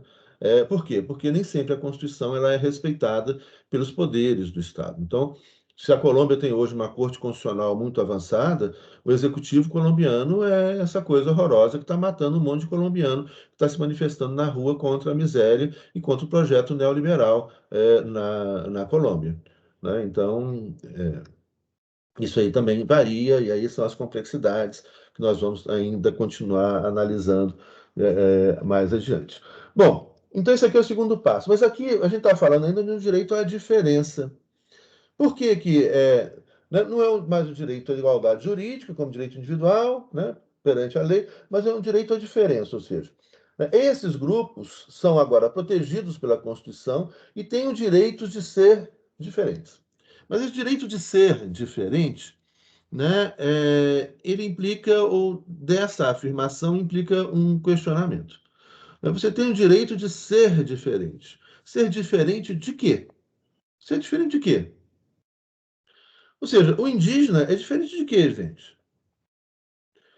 Olha, para eu dizer que alguma coisa é diferente de alguma coisa, né, eu tenho que ter, então, um padrão para estabelecer essa diferença. O padrão continua sendo o padrão branco. Então, olha, vocês são diferentes, né? Vocês vivem diferente, etc. Mas agora nós vamos aceitá-los e protegê-los. Mas o padrão ainda é o padrão nosso. Ou seja, o padrão constitucional brasileiro ainda é um padrão constitucional vindo da Europa, branco e masculino. Com todas as mudanças, avançou, tudo isso que a gente estudou, nesses 500 anos de evolução, de transformação, etc., novos direitos, mas ainda é o padrão que veio da Europa, né? E agora esse padrão avançou, né? Esse padrão evoluiu, transformou-se para o reconhecimento de outras formas de viver. mas essas formas são ainda protegidas pela Constituição, mas elas devem ficar lá no seu cantinho. Vocês são diferentes, a gente protege, mas vocês são diferentes. O padrão do bom, o padrão é o padrão europeu, mas a gente aceita e protege vocês, né? Isso juridicamente falando. Na prática, nem isso acontece, né? Não são aceitos e não são efetivamente protegidos. Eu tinha hoje mesmo ali uma notícia, antes de começar a aula, de um grupo originário indígena na região norte do Brasil que está pedindo socorro, porque estão sendo agredidos, né, são... Ai, gente, fugiu agora a palavra. Garimpeiros. Estão sendo agredidos por garimpeiros, pedindo socorro à FUNAI, pedindo socorro ao Exército Brasileiro, e até então o socorro não tinha chegado, né? Então, eles são agredidos, são mortos. Matam crianças. Eles matam crianças a sangue frio, né? Esses homens brancos, né? Matam crianças a sangue frio até hoje. Bom, e aí então nós temos direito à igualdade, o passo seguinte, o direito à diferença, e aí vem o terceiro passo. Esse é o Estado plurinacional. Então, isso aí vem. A gente teve avanços, então, que vêm com a construção. Vou citar algumas construções importantes com relação ao reconhecimento do direito à diversidade, do direito à diferença, principalmente. O direito à diferença e o direito à igualdade. Lembrando aquilo que eu disse, gente. Não é porque a Constituição é muito avançada que essa Constituição é efetivada, né? Então, há uma diferença muito grande que vocês têm que prestar atenção entre hoje você tem 193 países. Os 193 países que integram as Nações Unidas têm constituições. Todas as constituições têm uma declaração de direitos. Todas as constituições trazem, né, mecanismos de organização do poder do Estado, né, de participação do povo, etc. Agora, uma coisa é o texto. Às vezes você encontra um texto muito bonito, mas esse texto não é efetivado na realidade. Então, aí nós falamos de efetividade. Muitas vezes você tem um texto lindo, mas a efetividade do texto, ou seja, a realização dele, a efetivação dele, no real, no mundo da vida, no mundo da gente, no nosso mundo, né, ele é pequeno. Muitas vezes você tem um texto que não é tão bom assim, que é um texto mais antigo, mas a efetividade é muito grande. Outras vezes você tem um texto bom, com efetividade grande, enfim, varia de país para país, tá? É isso que eu estou querendo falar. Então, aí você tem constituições muito importantes, e muitas vezes com movimentos políticos controversos, complexos, etc. Então, aí você tem a Constituição da Guatemala, na década de 1970, a Constituição do Brasil na década de 1980, a Constituição da Colômbia na década de 1990, a Constituição da Venezuela, 1999, 2000, né, a Constituição do Equador, de 2008, e a Constituição da Bolívia, de 2009. Então, assim, o que tem de mais, né, atualizado e avançado em termos de constitucionalismo, né, de teoria constitucional, texto constitucional, está aqui na América Latina. E agora a gente vai ter a Constituição do Chile, né? Lembrando das complexidades. Uma coisa importante é a gente conquistar uma Constituição. A outra coisa importantíssima é a gente efetivar essa Constituição. Então, o que a gente tem que fazer agora? Efetivá-la. Eu posso dizer para vocês que o grau de efetividade da Constituição na Bolívia é muito grande. É muito grande. Então, a Bolívia hoje é uma das democracias mais avançadas, complexas, horizontais, diversas do mundo. Do mundo. Disparado. Disparado. Né? Agora, obviamente, como eu falo Bolívia, né, muita gente vai pensar, mas Bolívia, professor. Bolívia, sim, Bolívia. Se eu falasse que era Alemanha, todo mundo ia aceitar numa boa, não ia falar, a Alemanha, claro, Alemanha, mas eu não podia esperar outra coisa da Alemanha, não é mesmo? A Alemanha tem que ter a melhor Constituição do mundo mesmo. Mas a Bolívia, não, mas a Bolívia tem, né? Tem um sistema mais plural, mais democrático, mais horizontal, né, mais participativo do mundo, né? E que ali é o berço de um novo constitucionalismo que chama a atenção, né, do mundo inteiro. E hoje é estudado, né, pelo mundo inteiro. Então, aí, qual que é o passo seguinte dessas constituições plurinacionais? A primeira é o Equador, 2008. A segunda é a Bolívia, 2009. Isso aqui, então, seria o Estado plurinacional. O que é isso aqui, gente? Olha, lembra o que eu falei antes? Olha lá. Você tem um círculo grande, que é o sistema constitucional moderno, que é ainda de origem europeia, ainda com elementos de uniformização, etc., etc., que começa, então, por fim, no finalzinho do século XX, no início do século XXI, a respeitar o diferente, a respeitar o diferente. Mas o padrão ainda é o padrão europeu. Nossas constituições plurinacionais desaparece o padrão. Não há mais ninguém melhor do que ninguém. Não tem nenhum padrão. O padrão branco europeu não é mais um padrão superior. Ele virou um padrão a mais. Ele virou um sistema a mais, ao lado dos vários outros sistemas. Tá? Então, agora, o que acontece? Na Bolívia, você tem 36 círculos desses aqui, ó. Na Bolívia, você tem 36 sistemas jurídicos diferentes, com forma de organização social, política, econômica diferentes, com forma de organização familiar diferentes, convivendo pacificamente, buscando construir consensos, um ouvindo o outro, um querendo aprender com o outro. E aí diga uma outra coisa que é importante.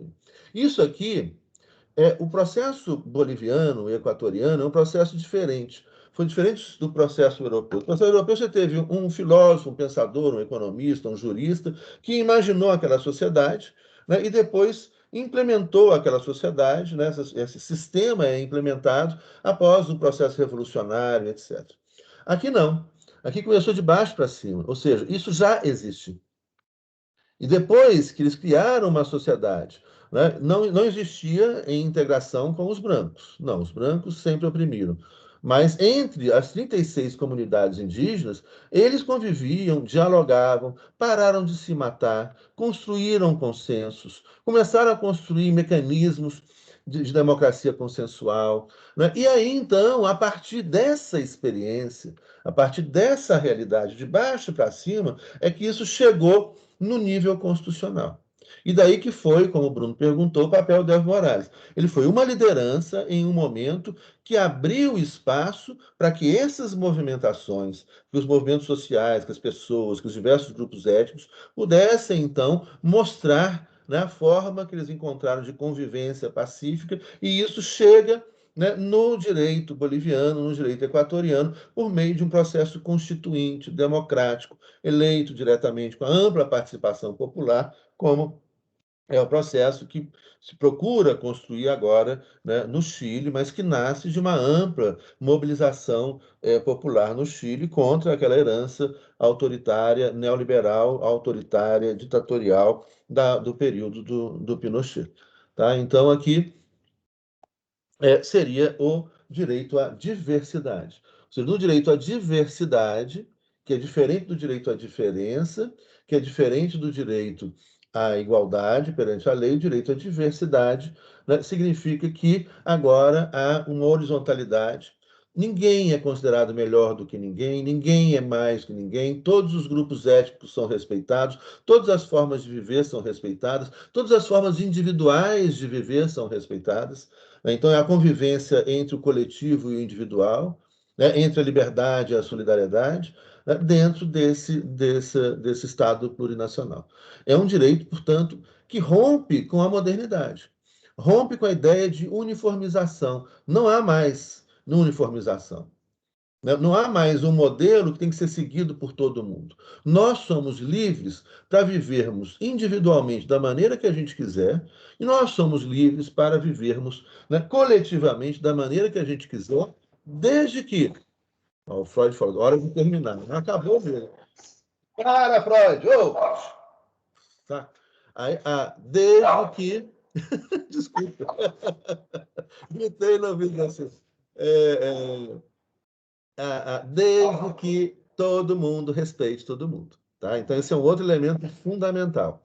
No Estado plurinacional, numa democracia consensual, o pressuposto é de que todo mundo dialogue, todo mundo participe. E não há espaço para violência e para exclusão. Gente, alguma pergunta?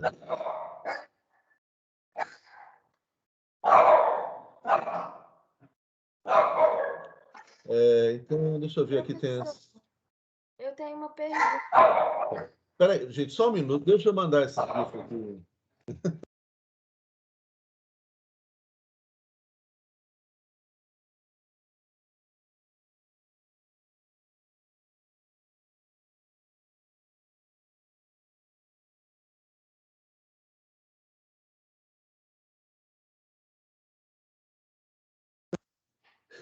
Pronto, de volta. Diga, qual a pergunta? Professor, eu até tinha perguntado no chat, mas aí depois você mostrou o desenho novo. Eu fiquei com dúvida, mas foi no segundo desenho que o senhor mostrou, que é o que começa a ter mais direito, que aí eu acho que seria o direito à igualdade, né? Que você tinha falado. Você está mutado.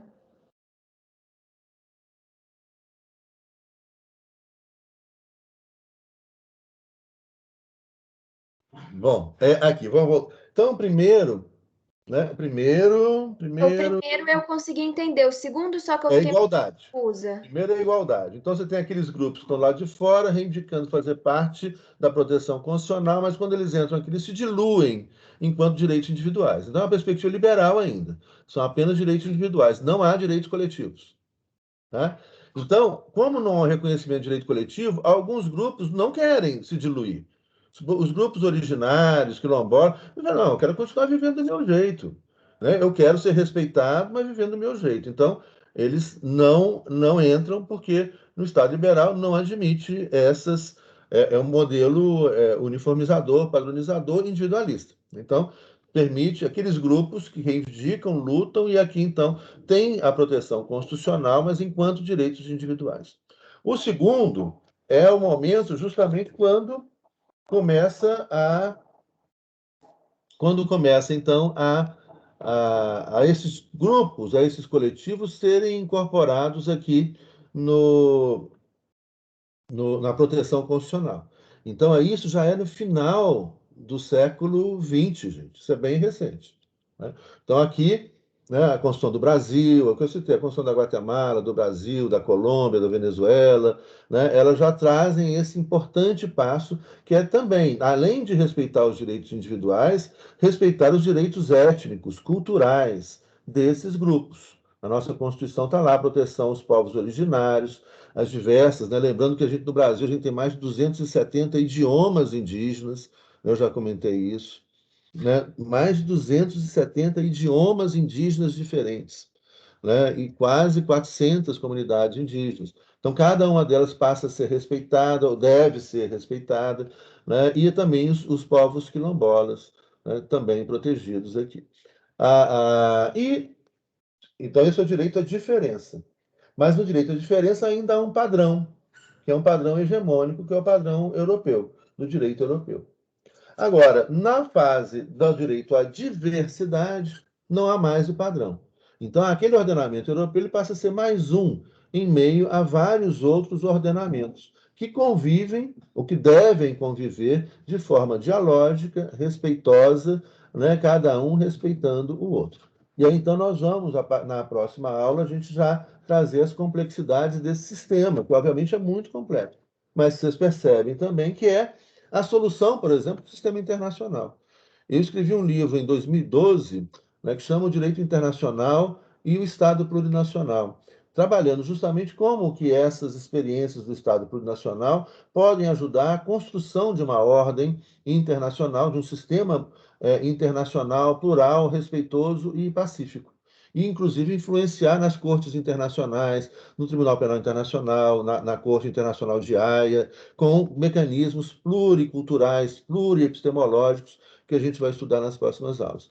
Então, é algo muito importante, que está aí o que eu estou passando para vocês agora, o que tem de mais, né, são as discussões mais atuais, né, no direito que virá, ou seja, de um direito que virá, que possa conviver o mundo, fazer o mundo conviver de forma pacífica. Né?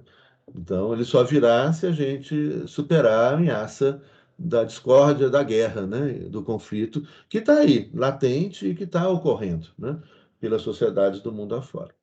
Por isso, não dá para tentar salvar isso que está aí, tá bom? Então, vocês vão se comprometer que vocês vão construir esse radicalmente novo. Hoje eu peço de novo a mesma coisa que eu pedi na aula de hoje. Construa um novo e desapegue do velho, gente. Não vem com discurso velho, não, pelo amor de Deus. Né? Vão, cabeça aberta, desapega, e estuda, estuda, estuda, estuda muito. Bom, gente, então é isso aí. A próxima aula, então, a gente continua com os conceitos. Obrigada, viu, professor? Agora eu entendi. Bom, então tá jóia. Falou, gente. Professor, te perguntar uma coisa rapidinho, cara. Esse último desenho aí no estágio da diversidade, hoje em dia ele fica mais provável de se estabelecer nos países que foram colonizados um dia?